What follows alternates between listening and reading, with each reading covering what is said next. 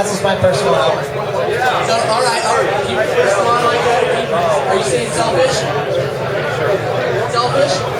That's like your mind. It's number 95, this flat tractor. Tell us a little bit about it. Oh, that's Scott Bell's father. My flat track, my son Santa rode it, and just brought it out here. It's in our museum. And we're also hearing all sorts of cool stories. Walk by and remember a race. And if you guys have the opportunity to cruise through Corona and check out some of the bikes that he has in store at his museum, these designs, be sure you got that bike. Tell us a little bit about some of the items that you guys have in your museum personally. Well, we got quite a few of Jeff Ward's motorcycles. We got a lot of mountain bikes up there. We got Jeff Ward's IndyCar on the wall. Jeremy McGrath's first Supercross championship bike. Travis Pastrana's X-Games bike. It always kind of keeps changing. You know, speedway bikes, Paris car, motorcycles, and probably over 150 helmets on display and driving suits. So, It's definitely worth stopping by. Make sure you guys stop by today. Say hello to Troy. Thank you, Troy, for coming out here. What's going on here at Hopetown Reunion? We appreciate your services. We had an excavator. Hopetown Reunion. Hashtag Hopetown Reunion. Indoor and on Facebook. Anything. Twitter. Hashtag Hopetown Reunion. Myself and with Gina the Latina. She's here today. She's going to be giving out dates later on this afternoon. Maybe go to Hollywood on her. Probably not, but it's okay. We'll see you there. If not, we'll see you another time. Just definitely come on by and check out the people that we have over here. We'll come to you. Busy and so.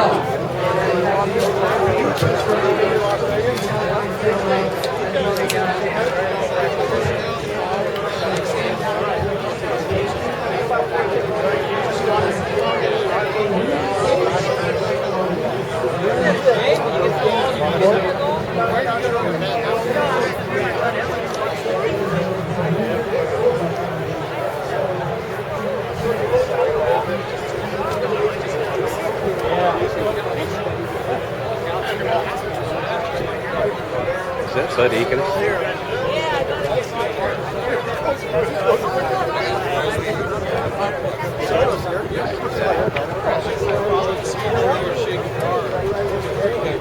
Let me ask you a question. You tried to do this to me.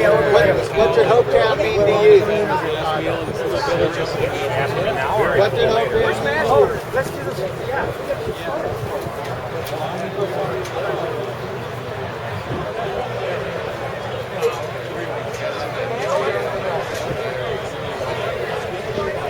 Once again, ladies and gentlemen, we'd like to invite Kenny Ferguson, Troy Lee, and Tom White to join us up here on the stage, if you would, please, gentlemen. The more great names in the industry.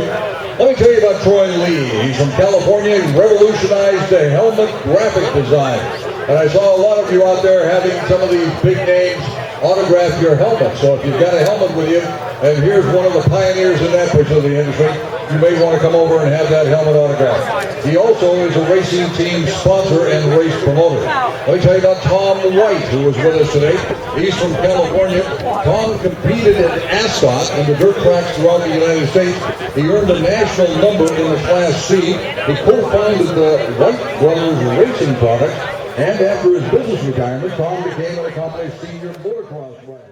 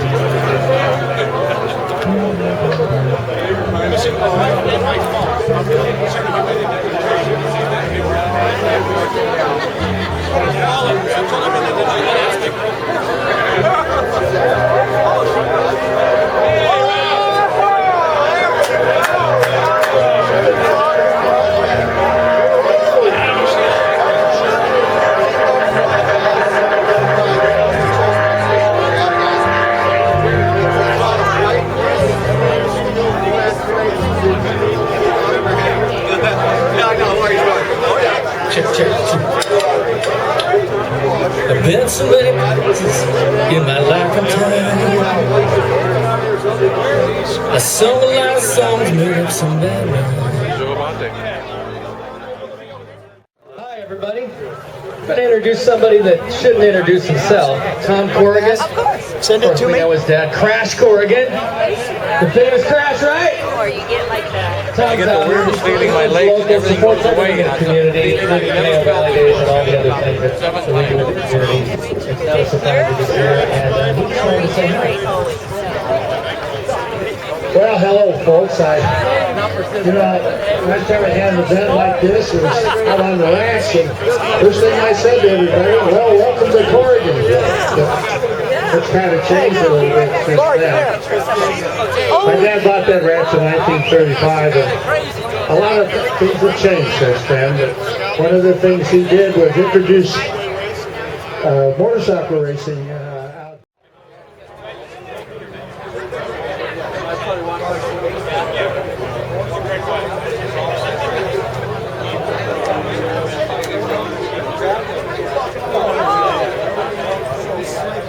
Okay, if we can't get the stars to come up and receive their awards, Ricky Johnson's going to accept them for everybody and take them home. So, Joel Robert, here he comes, look at him, full speed ahead. Roger DeCoster in the lead by an inch. This is getting tight, Now they're going to the hoops. You're going to make a left, go to the hoops, stands. Here we are, Roger on the outside, going on the outside. Ricky Johnson's got a huge lead, but he cheated. He cut the course.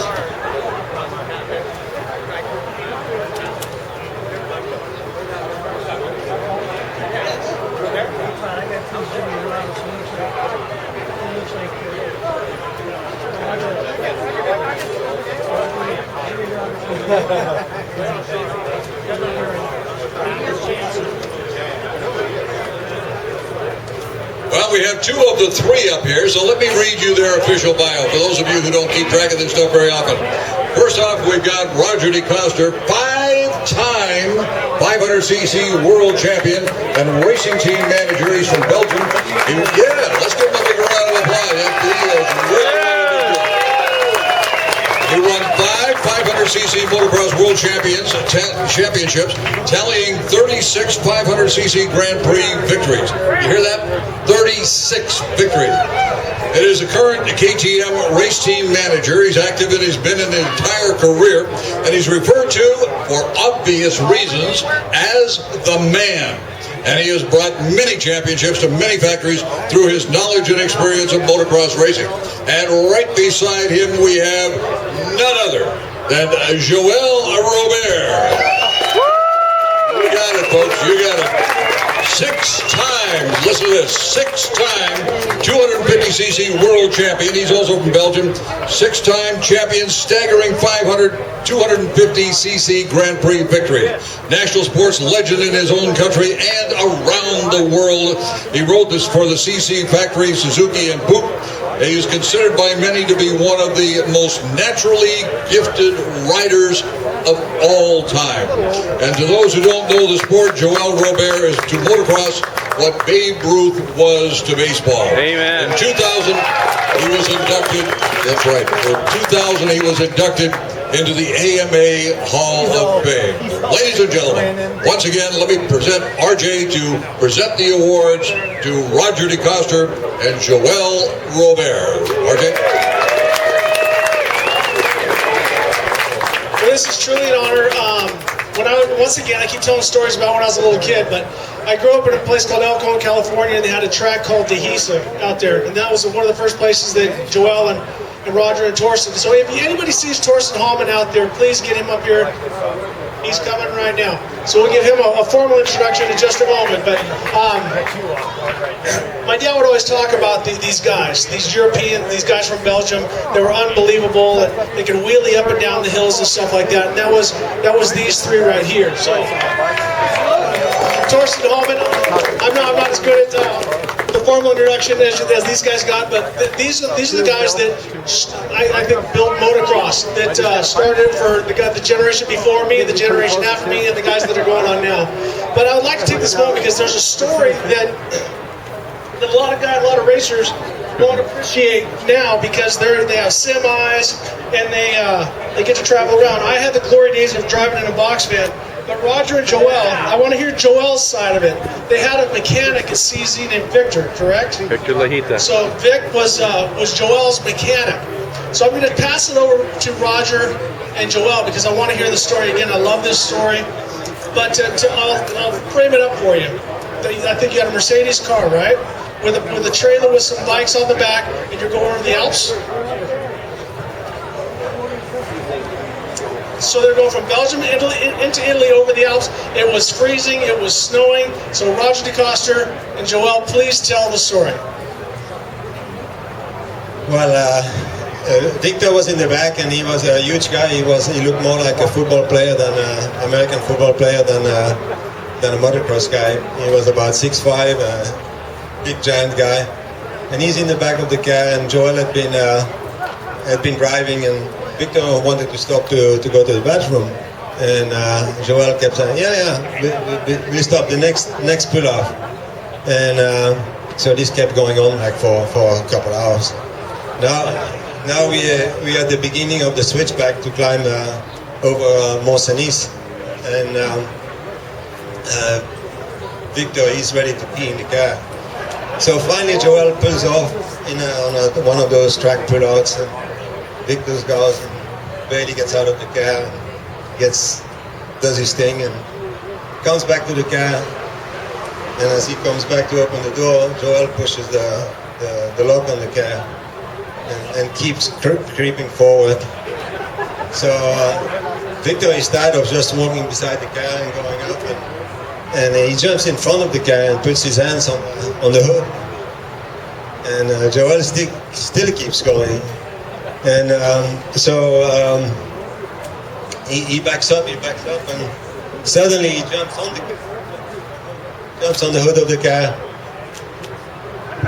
Yeah, This is a visual. You got to see his hands on this. He jumps on the hood of the car, and he's laying a spread eagle on the hood of the car with the Mercedes stamp between his legs. And Joel keeps driving slowly, drives up the hill, and now he's scared because it's tight turns. And so he's looking to grab for something. So he grabs the windshield wipers. Of course, Joel immediately turns on the wipers, and Victor is there. And then he plays with the speed, and there's cars coming down the hill, blowing their horn and going, "What's going on here?" There's this. So I was so scared. I thought he was going to kill both of us when he eventually got back into the car. But it was one of the Joel stories that one of the many that you have heard. I know. So Joel, I'm just curious. Roger tells a story that he was scared to death of the lap because Victor was looking right at him, and he thought if he laughs, he wasn't going to just kick the shit out of you, but he's going to beat him to death as well. Roughly how fast did you have him going up the frozen roads? No, not very fast. Maybe 2-3 miles an hour. Who believes that? Anybody? Does anyone believe 2-3 miles an hour? 5. So, Joel, as I said, you were one of my heroes growing up. All you guys were. I tried to get your autograph in France when I was over there at Motocross Nations, but you looked at me like I was some sort of psycho and you were afraid to take a picture with me. And recently I just was formally introduced to you, and the second words out of your mouth were, "You've gained some weight." No shit, it's true. I'm 48 years old. I'm not 28. But then again, you were a little fat when you raced, so you could just maintain. How fast is fast, right? That is true. It is true that you take more weight, Very much. So, I drink too much. Yeah, I drank too much. That was last night. I was country line dancing. But, Torsten, I met you back when I was a little kid. You didn't know I would come up and get numbers and stuff when you were in El Cajon, when Torsten Hallman, now Torsten Hallman Original Racing, was Torsten Hallman, and you didn't have kids' clothes and stuff, but I would always go in there in awe because you were Torsten Hallman, the world champion, this factory Husqvarna rider, and there you were in the little strip center up behind Don Vesco's shop and making it happen. And so for me, it was awesome to see a guy that was, in my opinion, you guys are the gods and the kings of motocross, but it's so humble, and they're working hard day after day to make now Thor one of the most dominant brands out there. So, Torsten, I want to thank you. Joel, I want to thank you for, everything you did on a bike was meticulous. Roger, we had the opportunity to work together. So, you guys, if I owe anybody, besides Bruce Brown watching that movie, but is what you guys did on motorcycles, and you made me love motocross, because I had to decide at one point in my life, was to race flat track and TT or motocross, and I watched you guys, and I love jumping way more than I like sliding, so thank you so much. But Torsten, if you could come up and talk to the people a little bit, there's so much that you've done in the sport and outside of the sport. So, ladies and gentlemen, Torsten Holman.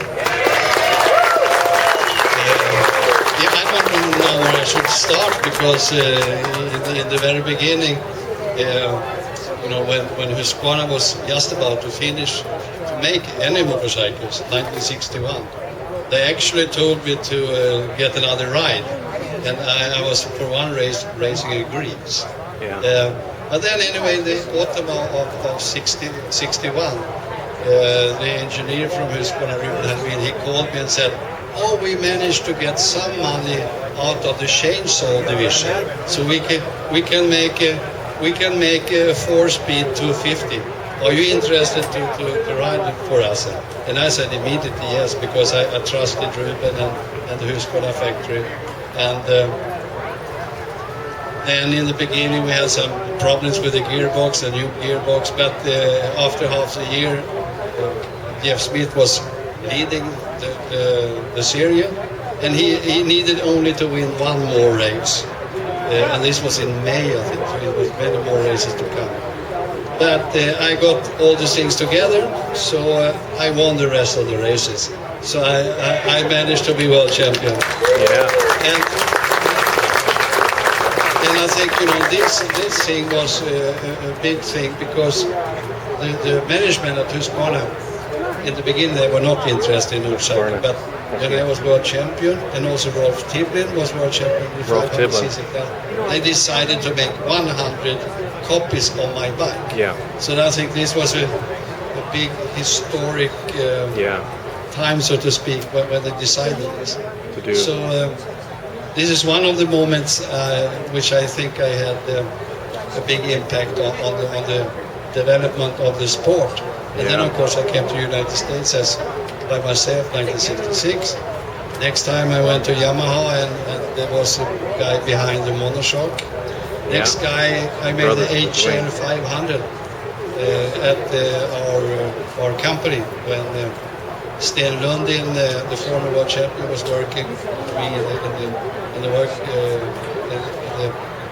the shop, and so we decided to build this HL 500, which still many copies are made today. HL 500. So I have been happy to be involved in many different things, and the next step was, as I was an importer for Yamaha in Sweden, we got Håkan Karlqvist to be world champion. Håkan Karlqvist. So it goes on and goes on. Thank you very much.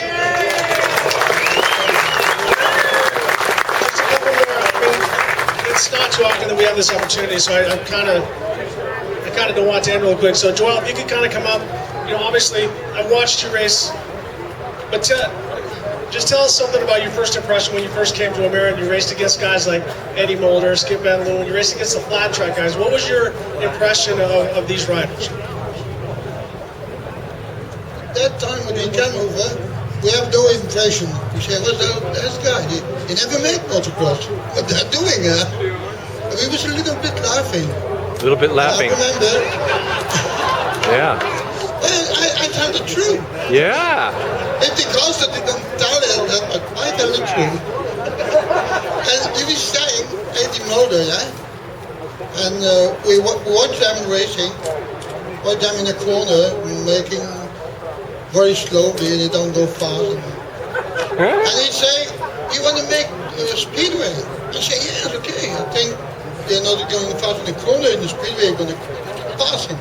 But I didn't know that the speedway over here was not the same as the speedway in Belgium or in England. I said, okay, here we go. And then we arrived in California. He invited us to go to Ascot. Didn't know the track. We they came to Ascot and they said, we're going to try take the 370 cc and put a big sprocket in the front to make the bike go quicker. I say, yeah, I was quicker on the ground. I test the bike, first corner, boom, bang, on the fence. Second corner, bang, on the fence. And third corner, never do it. We just run away.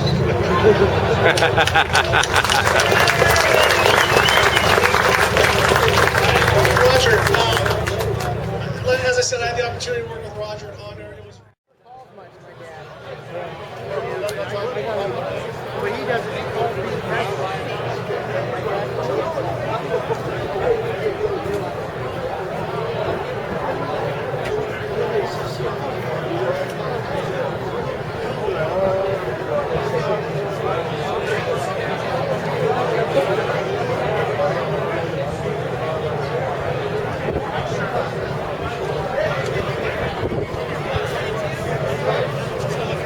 All right, here with famed TT racer right here, Eddie Mulder. Out here, I know you guys, man, big part in the Hopetown GP Reunion, as well as you and Bruce Brown. I saw you guys in the videos. I love your style. And man, tell us what makes you the Hopetown GP and certainly what Mark and Randy have done for everybody to come out here and enjoy the finish. The whole thing is just, you know, it's kind of amazing how two guys that really kind of popped out from nowhere and put this thing together last year and this year. And both amazing. You know, they're just, blows my mind because they do it with ease.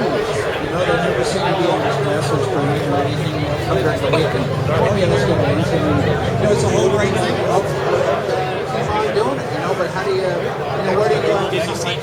Well, the stress is strange when you come out here on that you gotta pay your bills, but hey, for everybody else who